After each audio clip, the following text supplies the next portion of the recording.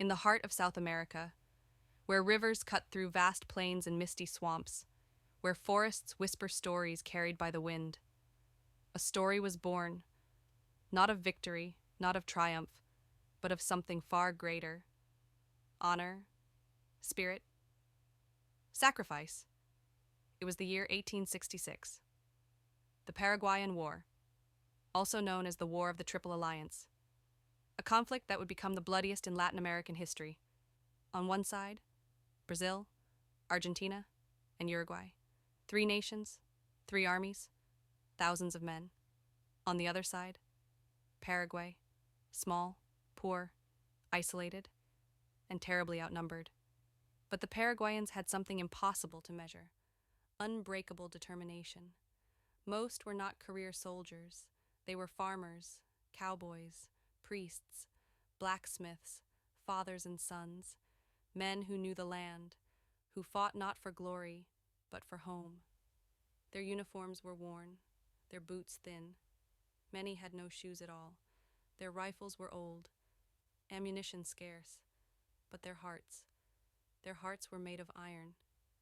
Among these men were 54 Paraguayan soldiers, exhausted, hungry, but unbroken. They received a final order: hold this position, do not retreat, do not surrender. They knew what it meant. There would be no reinforcements, no rescue, no escape. One of them quietly whispered, "Tomorrow we will see the sun rise, but we will not see it set." That final night, some wrote letters that would never be sent. Some sharpened their bayonets. Some stared into the fire, hoping the flames might carry their thoughts home. They thought of their wives, their children, their mothers, and prayed that someday someone would remember what they did here. Then came dawn, a distant rumble, at first like thunder, but deeper, heavier. The ground began to tremble. Cups vibrated, rifles rattled, even the horses sensed it. And then they saw it: not a patrol, not a battalion, an army, ranks of soldiers, columns stretching beyond the horizon, cannons, cavalry, banners, the steel of bayonets shimmering in the morning sun. Not hundreds, not thousands, 20,000 soldiers. Against them, only 54 Paraguayans. Their commander looked upon the approaching force and simply said, "Stand your ground." An enemy officer watched them through his glass and asked, "Are they soldiers or ghosts?" They could have run. They could have surrendered. They could have lived. But instead, they chose to fight. They looked at each other. No speeches, no ceremonies, just courage, silent, powerful, unbreakable. They loaded their rifles, tightened their belts, took their positions, and waited.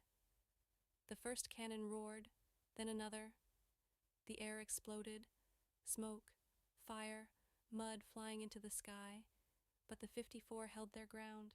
The enemy advanced, columns of steel and rifles, while the Paraguayans stood behind rocks, in trenches, in tall grass, few, but fierce. They fired with precision. Every bullet counted. Every shot meant survival. They ran out of ammunition, so they used bayonets.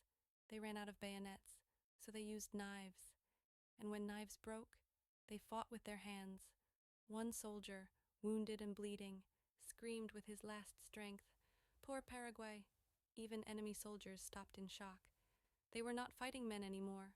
They were facing legends. One Brazilian commander lowered his sword and said softly, "I have never seen such courage."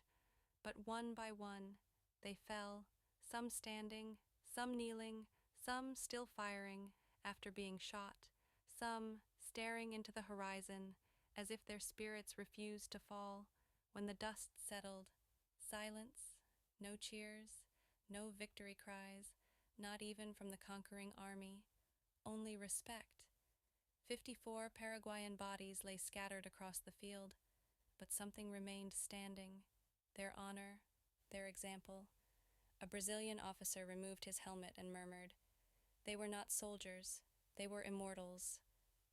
And so, on that forgotten battlefield, 54 men showed the world the true meaning of bravery, not victory, not survival, but sacrifice, honor, unbreakable spirit.